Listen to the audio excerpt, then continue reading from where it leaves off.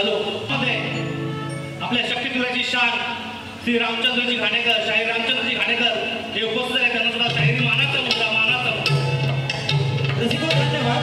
रसिकांच्या मनापसंतीतून आणले पारितोषिक कैलासवासी नगरसेवक किसन मामा बांडगळे यांच्या स्मरणार्थ अनंत राजाराम कोटकर सेक्रेटरी गवळी समाज वसई नालासोपारा यांच्याकडून 500 रुपयाचं बक्षीस जात आहे. त्याचप्रमाणे मयुरी मांडवकर यांच्याकडून 101 रुपयाचं पारितोषिक आलंय. समर्थ हरमळे यांच्याकडून 201 रुपयाचं पारितोषिक आलंय. गणेश गणपत गावडे यांच्याकडून 101 रुपयाचं पारितोषिक आलंय. त्याचप्रमाणे सागर किरण किशोर प्रितेश मांजरेकर यांच्याकडून 201 रुपयाचं पारितोषिक आलंय. तरी सर्व बक्षीसदात्यांचा आम्ही श्री गणेश कृपा नाच मंडळ सतत आभारी आहोत. धन्यवाद. संवांगण गवळण झालेले आहे. आता शक्तिपुराचा धागा म्हणजे प्रश्न. तर आमचे प्रतिस्पर्धी शाहीर संतोषजी कम यांनी आम्हाला जो प्रश्न विचारला होता तो असा होता की जग व्यापक परमात्म्याच्या देहाचे नाव काय? जग व्यापक परमात्म्याच्या देहाचं नाव काय? तर बुवा तुमच्या प्रश्नाचं उत्तर देतोय, जरा नीट ऐका.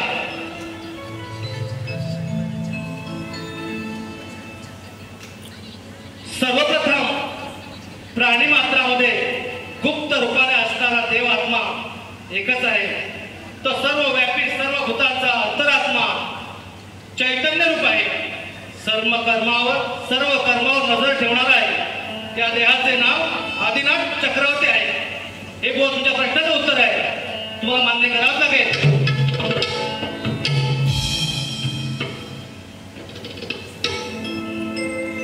तसेच आम्ही आमचे प्रतिस्पर्धी शाहीर संतोष कम यांना सुद्धा आम्ही आमचा प्रश्न दिलाय. तो प्रेक्षकांच्या माहितीकरता वाचून दाखवतोय.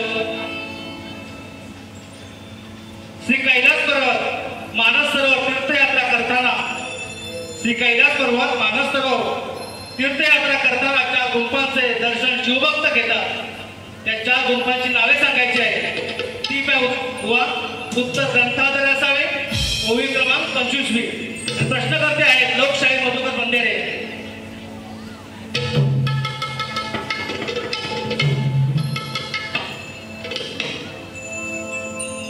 हा आता बुवांना चांगला घेऊया.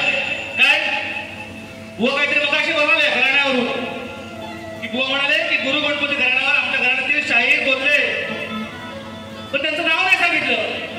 अहो बुवा टाळी काय एका हाताने वाजत नाही. टाळी एका हाताने वाजत नाही. ती जेव्हा बारी झाली माझ्या घराण्याची तुमच्या घराण्याची शाहिरांची, तेव्हा तुमचे सुद्धा शाहीर काहीतरी बोलले असतील म्हणून माझी शाहीर बोलले असतील. माझ्या घराण्याचे शाहीर हा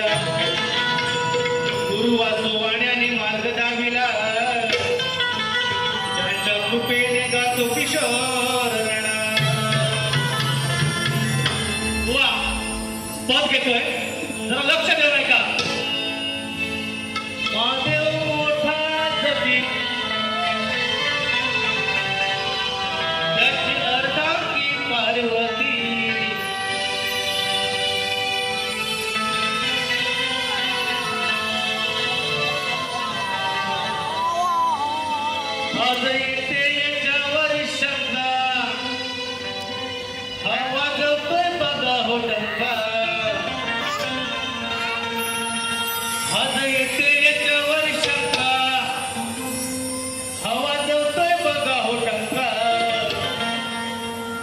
पते तुझ्याला मी दणका ह्या लांब टांग्याच्या कंका. बुवा बुवांचं नाव कंका आहे, पण बुवा मी शास्त्र आधारित पद गातोय. बुवा लक्ष असू द्या, कारण बुवा हे शास्त्रात माहीर आहे. बुवाला सांगतोय की कंस मामा कृष्णाला मारण्यासाठी खूप काही प्रयत्न करतो, खूप असुरांना जातो, पण तो सर्व त्याचे प्रयत्न असफल होतात. आता करावं काय? तर तो कंस मामा कृष्णाला मारण्यासाठी बकासुराला म्हणजे बगळ्याला पाठवतो. आणि कंक म्हणजे वंशज आहे. कंक म्हणजे आपली मराठी भाषा खूप सोपी आहे. आणि कंक म्हणजे कमळाच्या फुलातील अर्क. कंक म्हणजे कमळाच्या फुलातील अर्क आणि कंक म्हणजे बगळा सुद्धा. हे बोवाणं सुद्धा